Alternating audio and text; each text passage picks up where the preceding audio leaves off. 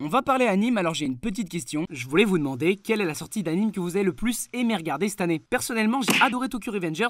Je sais pas si vous l'avez vu, mais en tout cas, si c'est pas le cas, allez-y, quittez cette vidéo, c'est pas grave, vous reviendrez. Personnellement, des sorties de l'année 2021, c'est le best. Bref, sinon, comme vous l'avez remarqué, cette vidéo est spécialement dédiée aux animes présentés sur la plateforme Wakanim, qui est une plateforme de streaming d'animation japonaise payante, mais évidemment, rien ne vous empêche de pouvoir les regarder sur d'autres sites gratuits. Deuxième chose à retenir est que je mettrai un petit cœur rouge à côté de chaque anime que je conseille personnellement. Donc voilà, les présentations sont faites, c'est parti. Allez, let's go, on commence avec King's Game The Animation. Ouais, un petit niveau d'anglais sympa les gars. Petit. Bref, dans cet anime, le protagoniste que l'on suit a refait sa vie dans un nouveau lycée loin de son ancien établissement à cause des horreurs qui s'y étaient passées. Cela l'empêche de se lier d'amitié avec ses nouveaux camarades de classe, et un jour, tous les élèves de sa classe reçoivent sur leur téléphone un message du roi. Mais le souci, c'est que personne ne va le prendre au sérieux, excepté évidemment notre protagoniste qui sait qu'un terrible jeu de la mort vient de commencer. L'anime est sorti en 2017, compte 12 épisodes et est terminé. Le second anime de ce genre est Higurashi Wenzei Cry Gu. Dans cet anime, loin de la métropole, au milieu d'une nature abondante, se trouve un village reclus. On raconte que ce dernier aurait dû disparaître par le passé submergé au fond d'un barrage. Cependant, le village a subsisté et se voit même recueillir un nouvel élève en cours d'année scolaire qui n'est autre que notre protagoniste. Celui-ci étant habitué à la vie urbaine, il apprécie son nouveau quotidien paisible entouré de ses camarades de classe. Malheureusement, un jour, le jour du festival annuel du village du mois de juin de l'an 1983 à l'heure 12h18 et 53 secondes, on s'en bat les couilles.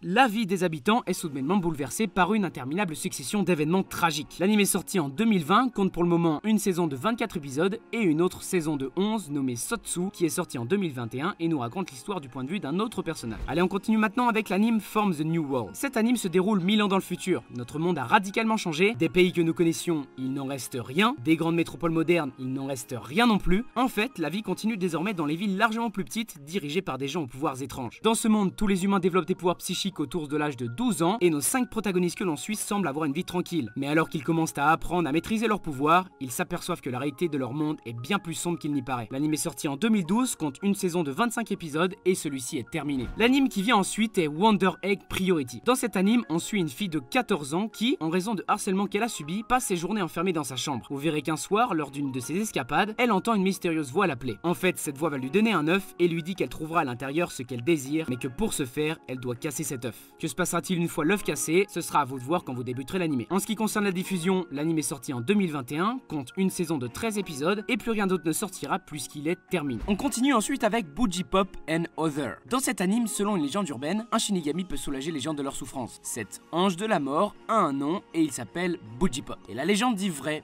Bujipop existe vraiment. C'est lorsque plusieurs lycéens sont soudainement portés disparus que la police et l'école pensent avoir affaire à une série de fugues. Mais certains lycéens ne sont pas de cet avis, il se trame quelque chose d'étrange et de malsain. L'anime est sorti en 2019, compte une saison de 18 épisodes et je n'ai aucune information quant à une future saison puisque rien n'a été annoncé. Allez, ensuite on continue et on termine avec The Promised Neverland. Celle qu'ils aiment comme leur mère n'est pas leur vraie maman. Les enfants qui vivent tous ensemble dans ce lieu ne sont pas vraiment frères et sœurs. Et effectivement, l'anime prend en fait place dans un orphelinat. Une maison tout à fait unique en son genre où s'épanouissent 38 frères et sœurs sans lien de sang, élevés par une dénommée maman. Cependant, une question anime notre protagoniste et tous les autres, pourquoi n'ont-ils pas le droit de sortir de l'orphelinat? L'anime est sorti en 2019 et compte 2 saisons avec un total de 23 épisodes et l'anime est terminé. Allez, maintenant on passe aux animes bonus, c'est-à-dire qu'on reste dans le même genre mais ce n'est pas leur genre principal. L'anime qui suit est une pure merveille. Je vais vous parler de Tokyo Ghoul. Dans la ville de Tokyo, située au Japon, sévissent des ghouls qui sont en fait des monstres cannibales se dissimulant parmi les humains pour mieux s'en nourrir. Dans l'anime, nous suivons un étudiant timide nommé Ken Kaneki qui un jour se fait attaquer par l'une de ces fameuses créatures et mortellement blessé. Notre personnage y survit grâce à la greffe des organes de son agresseur. Cependant, remis de son opération, il réalise peu à peu qu'il est devenu incapable de se nourrir comme avant et commence à ressentir un appétit suspect envers ses congénères humains. Vous comprendrez donc que notre cher personnage est devenu un hybride mi-humain, mi-ghoul. L'anime est sorti en 2014, compte 3 saisons avec un total de 48 épisodes et je n'ai pas d'infos à vous donner concernant une quelconque suite. Voilà, en tout cas pour moi c'est la fin de cette vidéo, j'espère qu'elle vous aura plu. Allez voir les autres vidéos concernant les animes disponibles sur Wakanim. N'hésitez pas aussi à aller checker le site que je vous ai présenté en début de vidéo. Et puis je vous souhaite un bon visionnage. Ciao à tous, bis.